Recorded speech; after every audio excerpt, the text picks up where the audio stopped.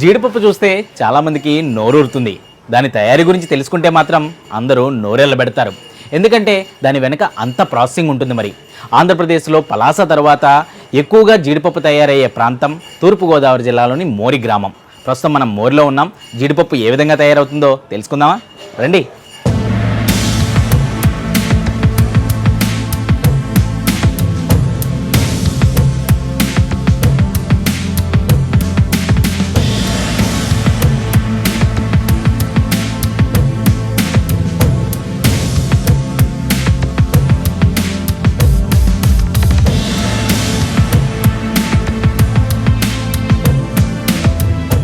ప్రస్తుతం మనం తూర్పుగోదావరి జిల్లాలోని మోరి గ్రామంలో ఉన్నాం. మోరి గ్రామంలో జీడిపప్పు తయారీ పరిశ్రమలో ఉన్నాం. ఇక్కడ ఒక ఆయన ఉన్నారు, ఆయన అడిగి తెలుసుకుందాం. నమస్తే సార్, మీ పేరు? నా పేరు బుజ్జి అండి. బుజ్జి గారు, అసలు మొత్తం ఈ జీడిపప్పు తయారీ ఏ విధంగా జరుగుతుంది? అసలు దీని ప్రాసెస్ ఏ విధంగా ఉంటుంది? మాది ఫస్ట్ నుంచి సార్ ఇది రోస్టింగ్ సార్. ఇక్కడ మోరి గింజలు కాల్చి పొట్టించి ఒలిపించి సార్ అమ్ముతాం సార్. మాది రోస్టింగ్ సార్. బాయిలింగ్ మాది ఇంకా అవ్వలేదు సార్. మరి రెండు రకాలుగా తయారు చేస్తారా? అంటే పలాస బాయిలింగ్ చేస్తారు కానీ మాది ఎప్పుడు పాత పద్ధతి సార్. ఇది రోస్టింగ్ ఇంకా అడ్వాన్స్ అవ్వలేదు సార్. మాది ఇంకా పాత పద్ధతిలో ఉంది. ఇది జనం కూడా దీన్నే ఇష్టపడతారు కాబట్టి మేము కూడా ఇదే పాత పద్ధతి. అంటే రోస్టింగ్కి బాయిలింగ్కి టేస్ట్ కొద్దిగా తేడా వస్తారు. రోస్టింగ్ బాగుంటుంది సార్. అంటే వెయిట్ తక్కువ ఉంటుంది, టేస్ట్ బాగుంటుంది. బాయిలింగ్ అయితే వెయిట్ ఎక్కువ ఉంటుంది. అంటే అది చూడడానికి వైట్గా ఉంటుంది సార్. ఇది టేస్ట్ ఉంటుంది. ఇది నిల్వ కూడా ఎక్కువ ఉంటుంది సార్. ఇది నిల్వ ఉంటుంది. బాయిలింగ్ అయితే నిల్వ ఎక్కువ రోజులు ఉండదు.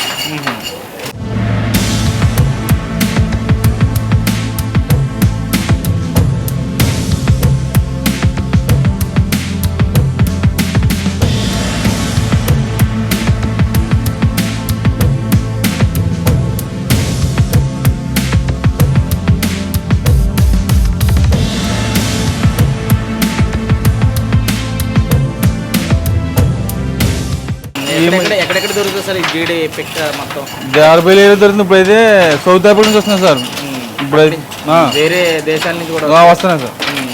ఇక్కడ దిగుమతి చేసుకుని అవి ఇక్కడ తీసుకొస్తారు సార్. అంటే ట్రాడర్స్ ఉంటారు కదా సార్, అలా పల్లం తూతుకుడి ఉంటుంది సార్. అక్కడ నుంచి మేము కొనుక్కొని వచ్చి తెచ్చుకున్నాం. ఇక్కడికి వచ్చి తెచ్చుకుని దాన్ని కాలుస్తారు. ఎట్లా జరుగుతుంది ఈ ప్రాసెస్ అసలు? సార్ అదే సార్ డ్రమ్ ఉంది సార్. చూసారా పైనుంచి పైనుంచి పెనం మీద కాలుతుంది సార్. పెనం మీద కాలి అందులోంచి దీంట్లోకి వస్తుంది. ఇది కాల్చిన తర్వాత మళ్ళీ ఇంటికి వేస్తుంది సార్. అది ఆడవాళ్ళకి వేస్తున్నారు. కొట్టి మాకు పప్పు ఇస్తారు. కొట్టి పప్పు ఇస్తారు. దాన్ని మళ్ళీ రోస్టింగ్ చేస్తాం సార్. రోస్ట్ చేస్తే పైన ఉన్న పప్పు కొడుతుంది. అప్పుడు దాన్ని గ్రేడింగ్ చేసి ప్యాకింగ్ చేస్తాం. మళ్ళీ దాంట్లో గ్రేడింగ్ సార్. గ్రేడింగ్ చేసి ప్యాకింగ్ చేసి ఎక్కడెక్కడికి? విజయవాడ, హైదరాబాద్ అన్ని చోట్లకి చేస్తారు. అంటే మోరి జీడిపప్పు అంటే చాలా, అంటే పలాస తర్వాత మోరి బాగా ఫేమస్. ఎన్ని ఉంటాయి ఫ్యాక్టరీస్ ఇక్కడ? మొత్తం 10 ఉంటాయండి. 10 ఫ్యాక్టరీ. అంటే ఇది ఫ్యాక్టరీనే సార్. ఇది అద్దెకి అదే సో ఎవరి వ్యాపారం సార్. కుటీర పరిశ్రమ మొత్తం అంతా ఎవరు సొంతంగా రెంట్ చేసుకుంటారు. ఎవరు పని చేయాలి సొంతంగా ఎవరికాలే చిన్న యూనిట్లు కింద తయారు చేసి ఉంటారు. అదే జీడిపెక్క తెచ్చుకుని కొట్టుకుని అమ్ముకుంటారు సార్. ఎవరికాళ్ళు ఎవరి స్థాయికి మించి వాళ్ళు చేసుకుంటారు స్థాయి దగ్గర. రోజు ఎంతమంది ఇక్కడ వర్క్ చేస్తారు? వర్క్ ఉంది సార్. మొత్తం దగ్గర బేసిక్ 90% ఈ ఊర్లో అందరూ ఇదే పని సార్. వేరే ఇంకా ఏం లేదు. సొంతంగా ఇందులో వాళ్ళే వ్యాపారస్తులు, వాళ్ళే లేబర్ సార్. ఇంకా బయట వాళ్ళే చేసుకుంటారు. ఇంట్లో ఎవరింట్లో పని మళ్ళీ వాళ్ళ ఇంటి దగ్గర లేడీసే మళ్ళీ వాళ్ళే చేసి తయారు చేసి. బాయిలింగ్ అంటే ఎట్లా ఉంటుంది సార్? బాయిలింగ్ అంటే సార్ అది మీరు చూసారు కదా అక్కడ ఆ యూనిట్ ఇంకా ఇదే వచ్చింది సార్, ఇంకా యూనిట్లు పెరగలేదు, ఇంకా మేము దానికి అలవాటు పడలేదు సార్. అంటే మాకు ఇదే జనం కూడా. అంటే బాయిలింగ్ లో ఏ విధంగా ప్రాసెస్ ఉంటుంది? బాయిలింగ్ అయితే గింజ సార్ ఉడకబెడతారు, ఉడకబెట్టి కట్ చేస్తారు సార్, రోస్ట్ కాల్చక్కలేదు. అది సేమ్ సార్, కట్ చేస్తే లేడీస్ తీసి దాన్ని మళ్ళీ సేమ్ బీట్ పెట్టి మళ్ళీ సేమ్ సార్. అది ఓన్లీ కటింగ్ అంటే కాల్చడం మాత్రమే డిఫరెంట్ అయితే సార్, ప్రాసెసింగ్ అంతా ఒకటే.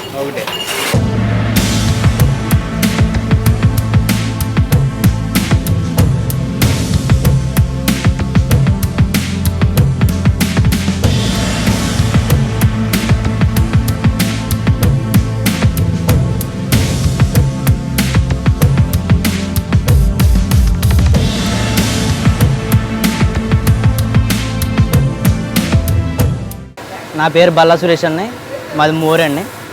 మోరి జీడిపప్పు ఎలా తయారవుద్దంటే ఏజెన్సీలోంచి జీడి గింజలు పట్టి వస్తామండి. కొనుక్కుని వచ్చి ఒక వ్యాన్లో తీసుకొచ్చి ఇక్కడ దింపుకుని కూసుకుని ఎవరికాల్లో పంచుకుంటామండి. పంచుకుని కాల్చుకుంటామండి. అంటే ఫస్ట్ ఇదివరకు కాల్చేది ఉండేదండి. కాల్చుకుని అది సైకిల్ మీద పట్టుకెళ్ళి బండి మీద పట్టుకెళ్ళి ఆడవాళ్ళ దగ్గర వేస్తే వాళ్ళు కొట్టిస్తారండి. వాళ్ళు కొట్టిన తర్వాత దాన్ని తీసుకొచ్చి అటాస్కి వేసుకుని అది వీట్ అయిన తర్వాత తొక్కు పుడుతుందండి. తొక్కు ఊడిన తర్వాత దాన్ని ఏం చేస్తామంటే ఒలిచేసిన తర్వాత శుభ్రంగా నీట్గా తెల్లగా ఒలిచేసాక అది బల్ల మీద వేసుకుని గుళ్ళులో చెత్త ఏమీ లేకుండా ఏరి గుళ్ళు బద్ద ముక్క ఏరేసి అవి మళ్ళీ ప్యాకింగ్ చేసి అమ్ముకుంటామండి. ఇప్పుడు ఏంటంటే బాయిలింగ్ వచ్చిందండి. బాయిలింగ్ అంటే ఇదివరకు కాల్చిపోను, ఇప్పుడు ఉడకవేసి కట్ చేసాను, అది అటాచ్ చేసి దాన్ని సేమ్ ప్రాసెస్ కానీ ఇప్పుడు బాయిలింగ్ అండి. ఇది రోస్టింగ్ అయితే ఎక్కువ టేస్ట్ ఉంటుంది, బాయిలింగ్ అంటే తక్కువ టేస్ట్ ఉంటుంది. ఇప్పుడు అంటే బాయిలింగ్ వచ్చింది మాట అని ఇది కూడా అలాగే కట్ చేసి ఒలిచి మిషన్లు వచ్చినాయి. మిషన్ మీరు చూడొచ్చు, మిషన్ ద్వారా ఒలిచి గ్రేడింగ్ చేసి అమ్ముతామంట. అది బయటికి పట్టుకెళ్ళి మేము కేజీల లెక్కన అమ్ముతామండి. మోర్లో ఇంచుమించు మీకు ఎలా లేదన్నా ఒక 40 సంవత్సరాల నుంచి ఇదే వ్యాపారం అండి. మోర్ జీడిపప్పు అంటేనే పేరండి. అంటే ఇదివరకు రోస్టింగ్ మీద మంచి టేస్ట్ వచ్చిందండి. ఈ టైపు రోస్టింగ్ ఎక్కడ ఉండదండి. మీరు ఎక్కడ చూసినా కూడా ఇలా చేతితో కొట్టేది ఎక్కడ కూడా దొరకదండి, మీకు మోర్లోనే దొరుకుతుందండి. 20 గ్రామాల వాళ్ళు ఇదే పని చేసుకుని బతుకుతారండి. గింజలు కొట్టుకునో పప్పు పొలుచుకునో ఇదే పని చేసుకుని బతుకుతారు అన్నమాట. ఒక బస్తా వచ్చి 4-5 కొడతారండి. ఈ 4-5 కూడా దీని మీద ఆధారపడి కొట్టుతారు. ఆడవాళ్ళు కొట్టుకుని జీవనోపాధి చేసుకుంటారు అన్నమాట. ఇక్కడ నుంచి జీడిపప్పు విజయవాడ, హైదరాబాదు హోల్సేల్గా వెళ్తుందండి. ఇంకా అక్కడి నుంచి ఇదివరకు అయితే వేరే కంట్రీ అమెరికా అటు సైడ్ కూడా వెళ్ళేది. ఇప్పుడంటే లోకల్గా ఎక్కువ వెళ్తుంది అన్నమాట. హైదరాబాదు, విజయవాడ, వైజాగ్ మనకి మెయిన్గా వెళ్తుంది అన్నమాట. మామూలుగా చిన్న వ్యాపారస్తులు అంటే లోకల్గా అమ్ముకుంటారు అన్నమాట. ఒక 50 కేజీలు 45 కేజీలు లోకల్గా అమ్ముకుంటారండి.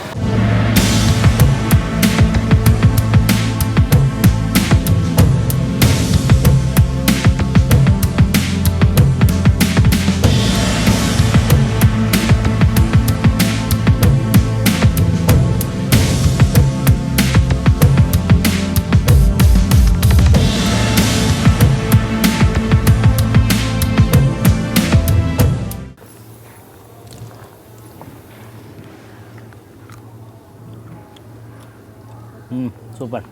చూశారు కదా మోరి గ్రామంలో జీడిపప్పు తయారీ పరిశ్రమలో. ఇలాంటి మరిన్ని ఇంట్రెస్టింగ్ వీడియోల కోసం ఆదాన్ ఫుడ్ అండ్ ట్రావెల్ ఛానల్ని సబ్స్క్రైబ్ చేసుకోండి. దాంతోపాటు మీ మొబైల్లో ఆదాన్ యాప్ని డౌన్లోడ్ చేసుకోవడం మర్చిపోకండి.